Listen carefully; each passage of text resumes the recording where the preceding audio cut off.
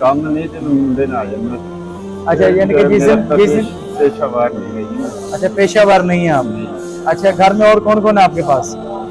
एक बीवी है, तीन बच्चे, दो बच्चियां एक बच्चा। अच्छा वालिद का नाम हफीजुर रहमान, हाँ जी वालिद साहब फात पा चुके हाँ हैं जी। और वालदा? और उन्होंने ऑपरेशन हड्डियां का ऑपरेशन हो रहा है जी, अच्छा कल होया। अच्छा मुझे ये बताओ कि जब भी तुम DHQ में आते हो किस दिन आते हो ज्यादा? सर जी मैं वैसे पूछ रहा हूँ ना, वैसे क्या यानी कि जो आपकी रूटीन थी?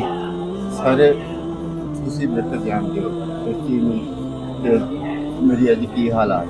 वो तेरे हालात में भी चेक करवाता हूँ ना यार, क्यों परेशान है? जो तुमसे सवाल की उसका जवाब दो बस। जो भी सर जी है ना। अच्छा जब तुम जेब तराश करते हो किन लोगों की करते हो ज्यादातर? कोई एक कुलिया तो बता के जाओ ना हमें, अब इतना तो करके दो ना।